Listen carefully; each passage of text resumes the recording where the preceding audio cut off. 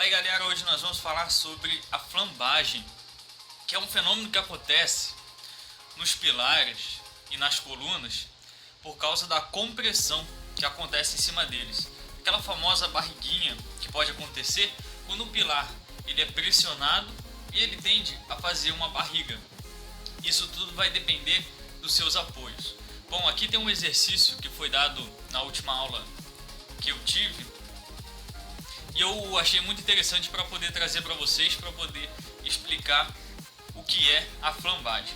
Então, aqui tem um exercício, depois eu deixo lá na nossa página do Face, que vai estar o link aqui embaixo, para você ter esse modelo aqui para poder tentar fazer esse exercício. Então, o esquema estático do pilar intermediário de um edifício é o representado na figura abaixo. Então aqui nós temos um pilar que está apoiado com algumas lajes. Lógico que ele tem continuação, né? Que essa laje não vai estar desse jeito.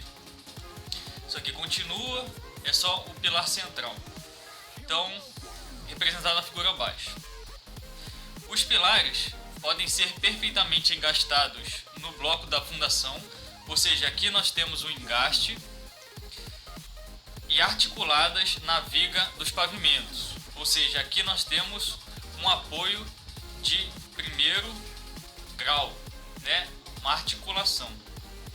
Então, diante do exposto, calcule o comprimento de flambagem. Então nós temos que achar nesse exercício comprimento de flambagem e o índice de esbeltez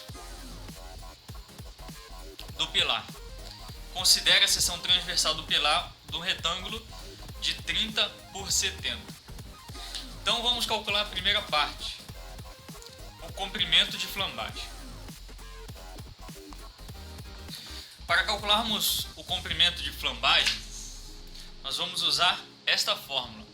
O comprimento da nossa flambagem vai ser K vezes o L. O L que é o comprimento e esse K é um índice que nós vamos olhar agora num outro desenho para poder descobrir qual é o índice que nós vamos usar para cada pilar, cada parte do nosso pilar que está aqui. Então, vou colocar as fórmulas aqui para a gente ver. Bom, então aqui nós temos os 4 modelos de pilar que nós vamos ter que analisar no nosso desenho e saber qual o valor do K. Nós temos o K1, o K7, 0,7, o K0,5 e o K2. Então, qual eu vou usar no nosso pilar? Aqui a explicação é: quando eu tiver um pilar com duas extremidades articuladas, ou seja, dois apoios, um em cima e um embaixo, eu vou usar um, porque a deformação do pilar vai fazer esta barriga. Quando for uma extremidade articulada e outra engastada, quando tiver o engaste, um apoio de terceiro gênero e um apoio de primeiro gênero, você vai usar 0,7 vezes o comprimento, o meu K 0,7. Quando for duas extremidades engastadas, eu vou usar o K 0,5, quando tiver um apoio de terceiro gênero em cima e um apoio de terceiro gênero embaixo. E um K2, quando eu só tenho uma extremidade livre e uma outra engastada, ou seja, eu só tenho um apoio de terceiro gênero na minha estrutura.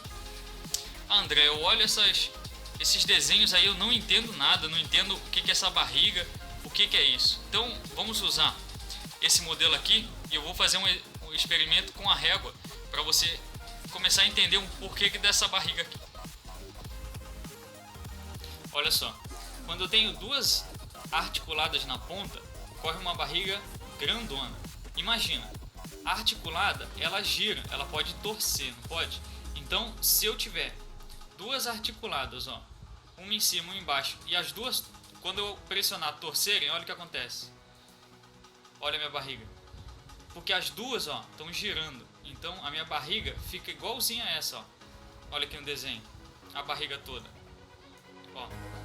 E aí quando eu tenho em cima uma articulada e embaixo um engaste, olha o que vai acontecer. Em cima torce, aí faz uma barriga, mas depois ela tende a vir para o centro novamente. Igualzinho faz aqui, ela começa fazendo a barriga, mas antes de chegar no final, ela já volta ao centro. E aqui, quando tem um engaste nos dois lados, olha o que vai acontecer. Eu pressiono, vocês conseguem reparar, a barriga, ó, só no meio, só na parte do meio da nossa régua, ou seja, exatamente como acontece e diz aqui na teoria, somente no meio vai acontecer um pouco de deformação. E quando eu tenho só o engaste embaixo e eu pressiono em cima, olha o que vai acontecer. Nossa régua vai quase quebrar. Olha aqui, é o mesmo desenho. Então esses desenhos vêm a partir do nosso pilar, do nosso tipo de apoio de compressão. Então agora a gente já sabe como achar o K, vamos fazer o nosso exercício. Vamos lá para o exercício, fazer a primeira parte, descobrir o comprimento de flambagem. Então vamos montar aqui agora uma estrutura, essa estrutura aqui com os apoios para a gente analisar qual o K que a gente vai usar. Então aqui nós temos um apoio de terceiro gênero, que é a nossa fundação, depois sobe o pilar, aí aqui encontra a primeira laje. Aqui eu tenho um apoio de quê? De primeiro gênero. Esse apoio não está de pé, ele está na verdade inclinado. Isso não muda no nosso desenho. É só porque quem aguenta todo o peso do pilar é a fundação e não esses apoios do pilar. Quem aguenta o peso todo é lá embaixo. Esse apoio está aqui para não deixar a estrutura balançar. Então, subiu aqui, eu encontro outro apoio, depois eu subo, encontro outro apoio, depois eu subo e encontro um outro apoio. Então eu tenho uma, duas, três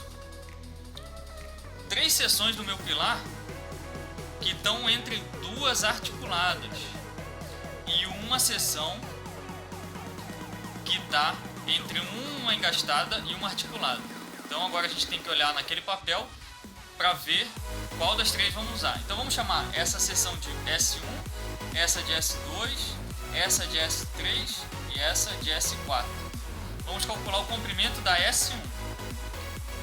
S1 vai ser igual ao K vezes o L. O K, vamos achar o nosso K na forma. Então, a nossa viga está o quê? S1 é o quê? Engastada com articulada. Então vamos olhar aqui. Essa engastada, não. Duas articuladas, então não é essa. Essa engastada é. E aqui em cima articulada, show. Então o nosso K vale 0,7. Então vou colocar aqui. K 0,7 vezes o L. O L é o nosso comprimento. Qual o comprimento do nosso S1? 4,3. É igual. Então agora é só fazer essa continha com a nossa calculadora. 0,7 vezes 4,3, 3,1. Então nós calculamos o nosso primeiro comprimento de flambagem. Agora vamos para o nosso segundo comprimento, nosso S2. Pô André, o S2 é igual ao S3 e S4. Então vamos fazer assim. S2 é igual ao S3, que é igual ao S4. Veja, todos eles estão entre dois articulados. Desculpa, foi flutuando. Dois apoios articulados. E os três têm o mesmo comprimento? Então show, vamos fazer apenas um cálculo. Então vamos lá. O S2 e S3 é igual ao S4. Qual é o L? Ele está o quê? Entre dois articulados. Então vamos olhar lá. Aqui articulado é. Aqui articulado é. Pô, como é que eu sei que é articulado? Porque aqui tem um triângulo. Ó. O engaste ele não tem um triângulo. Então, opa, já achei de primeira. Então o nosso K vale 1. Então K, a nossa fórmula é K vezes L, né? O nosso K é 1 e o nosso L 3,2. Então não precisa nem na calculadora, né? Deu 3,2 metros.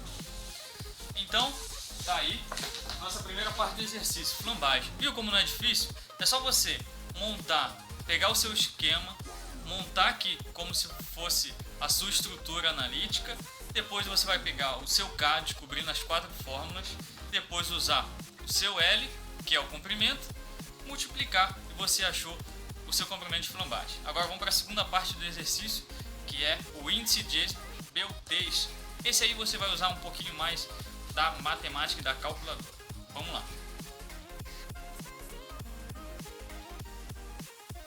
Então agora nós vamos calcular o nosso índice de esbeltez. Ele que é esse símbolo aqui meio tortinho, que é o K vezes o L, que nós já calculamos. Então nós vamos ter dois, né?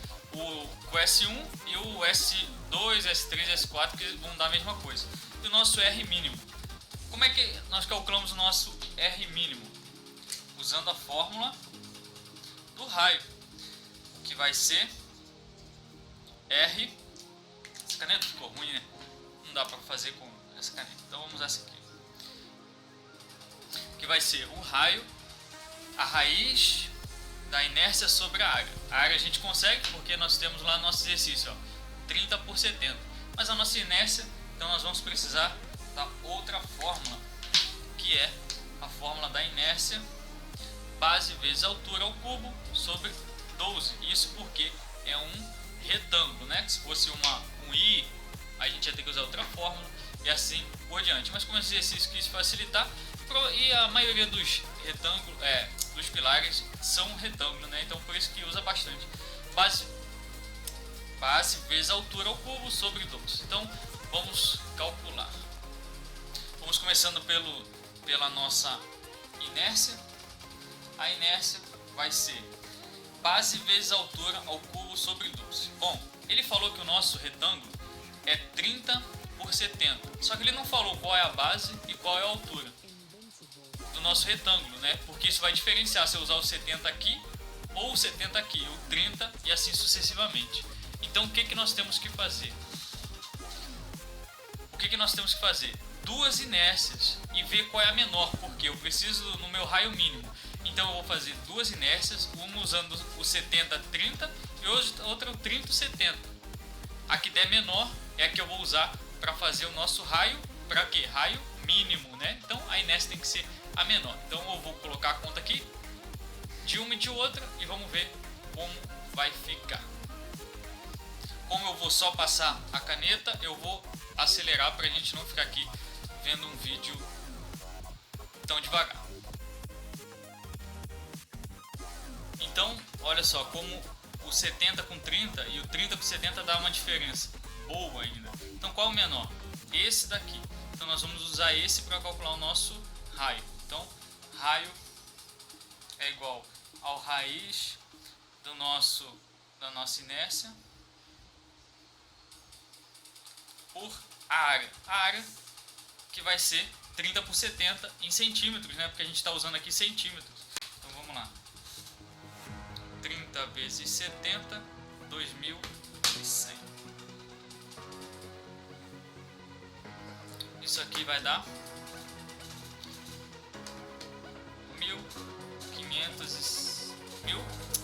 157.500 dividido por 2.100 é igual a 75.